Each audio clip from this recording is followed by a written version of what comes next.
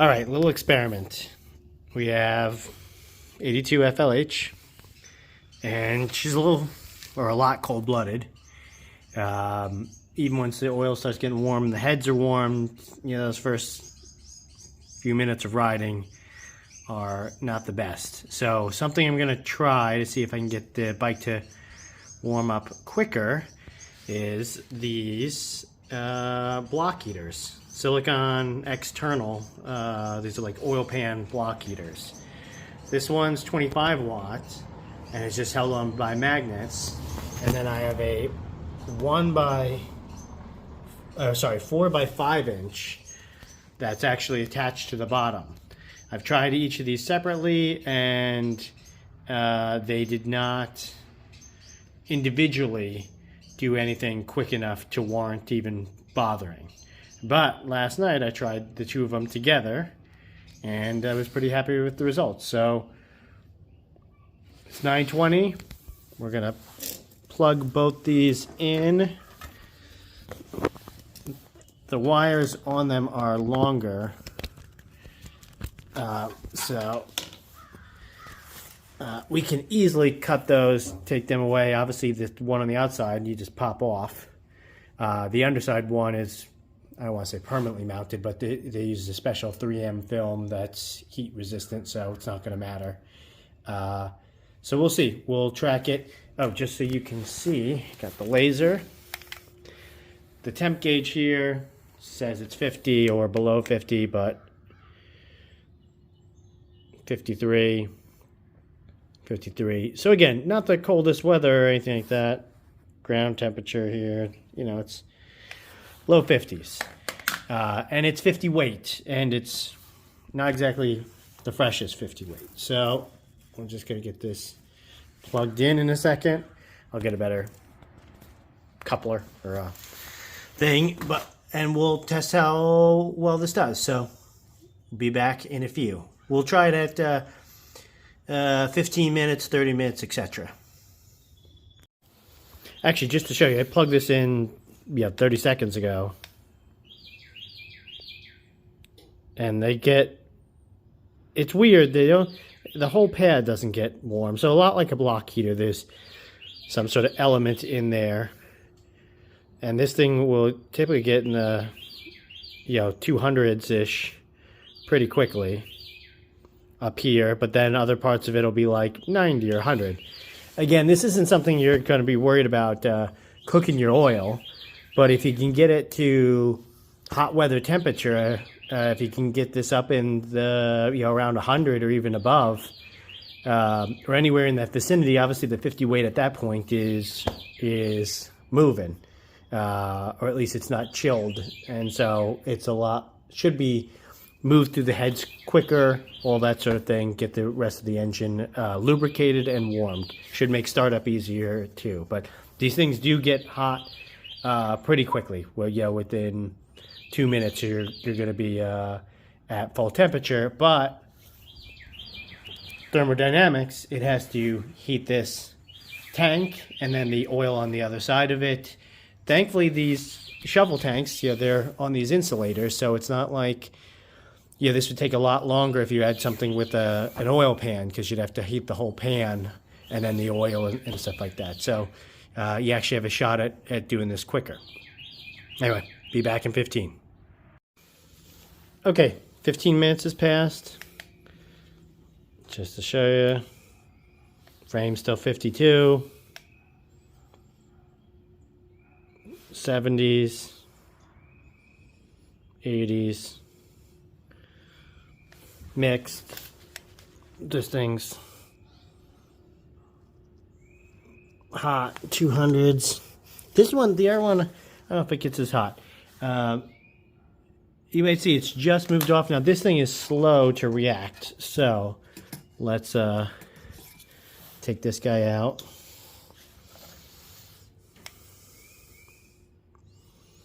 Okay, so already oil temperature is actually in the mid 60s.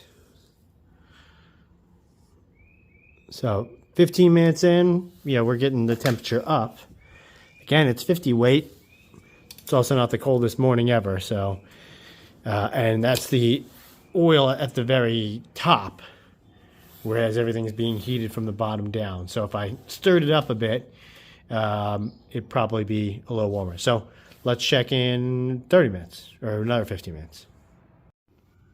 Okay, we're 30 minutes in, and you'll see this has come off the 50 a little bit, which again, 30 minutes, this, unless you're able to plan ahead for a couple degrees, wouldn't make any sense. But if this is anything like last night, so everything's still cold. Actually, with the breeze, it's even a little colder.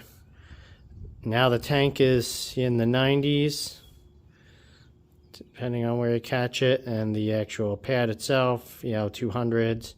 The other one's probably similar. And so let's pop the oil cap off. Didn't really mean to stir it, but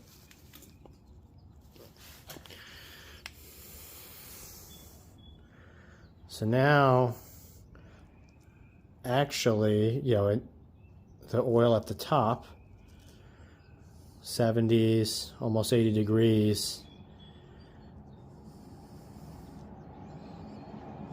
And then let's give her a little stir. So obviously we know the temperature gauge on the oil thing here is a little slow. It's not inaccurate. I've tested it before. Mix it up. So we got some cooler oil in there, obviously, and some hotter. But consistently in the 70s. So for 30 minutes, is that much of a big deal in 50-degree ambient temperature? I don't know. But this is definitely going to turn out to be more of a plan ahead sort of thing. So I'll check again in 45 and an hour. You could obviously leave these things plugged in. I mean, if we were in the Arctic or somewhere cold or it was winter, you could do this the night before. I don't know whether you want to trust it. But again, we'll see where it's at after 45 minutes and an hour, and you can make your decision from there. Again, this one's 25 watts. The one below it is, I think it's 125 watts. So we're not talking a lot of power in general. Your average block heater for your trucks, I think, is 1,000 watts, and that would be an option too. I've thought about doing where you just take the block heater, put in the oil directly, and do it that way. But we'll see if we go that route. That might be a way of superheating it directly. But we'll be back. All right, 45 minutes in. 90s.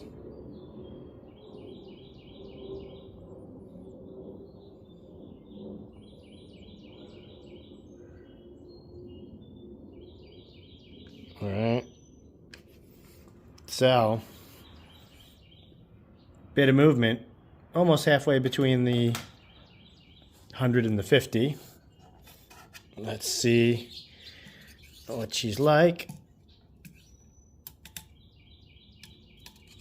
Sorry, we are in need of an oil change soon.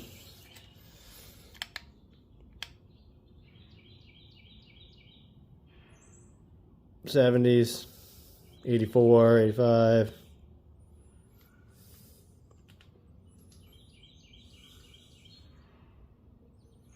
'70s. Let's stir it up a bit.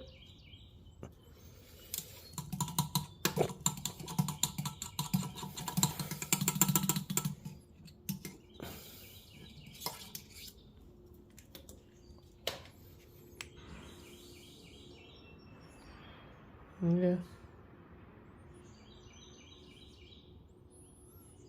Mid to high 70s. Some 80s. 82. So, you think about that. For Europe, it's still 50 out. We're in the shade, and it's almost 80 degrees inside your oil tank. And obviously having this cap on probably keeps some heat in there. You know, if you could get a start that is the equivalent of having your bike out in the sun or in the shade in a 80-degree day where the ambient temperature is matched, you're gonna obviously get a quicker start. We'll see what it's like in an hour, but again, the wires are annoying. I could easily cut those down. This one comes off. It's just two magnets. The other one will be easily tucked away, and then you just need something better than this. I got like a $9 thing coming. But yeah, I'm guessing if you have the foresight in the morning or an hour before go riding to plug her in, you're definitely going to get to temperature a lot quicker than if you're fighting with sludge or really cold oil. So we'll check in an hour and then we'll call it, and then I'll probably redo this experiment in the coming days when we get some colder temperatures. I think we've got some 30s and see how that does. All right? Be back in an hour or in 15. Okay, final check-in. Yeah, thing is still hot.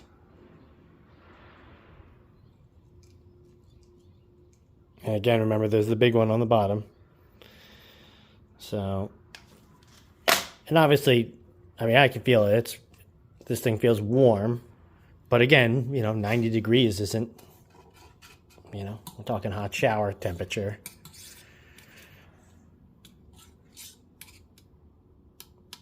Well, 50 weight is super drippy at this point. So I think we'll know the answer to some degree. 80s, almost 90, 78, 78. Stir it up.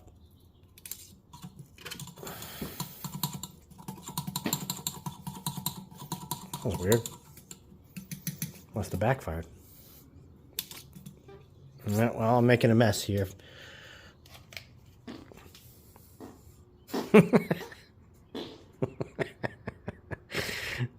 I'm leaving this in.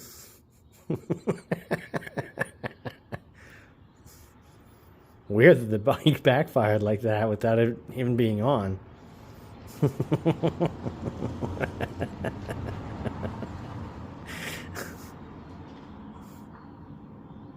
So, an hour in, high 70s, 80s, mid 80s. So, is what it is. Not cooking. But obviously making a mess here. The 50 weight's pretty dirty.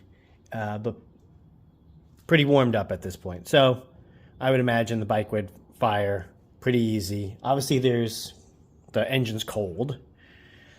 As soon as you fire up, there's probably some cold oil in there. So it's, it's not like it's going to have a crazy difference, but it's just this oil's already ready to go. So hope this is helpful. Probably not for everybody. Getting to the underside of the tank is not the most fun. You have to take the battery box off and then the support and stuff like that, or you can loosen all these things up. And sort of just what I did was lift it enough so that you could slide it under with the sticker off. So these things are like $22 each, I think, $25 for the two of them. And then I had magnets. So for $50, probably in the same temperature as, or same price range as getting one of the truck block heaters, which might fit through the hole and stuff like that. But those are, I think, typically 1,000 watts. So you might be asking a lot of your, well, I think a wall outlet's good for 1,500 watts or so. But yeah, you're dealing with a lot more energy. I don't know. We'll see. I might get one just to try it out. But hope this is helpful.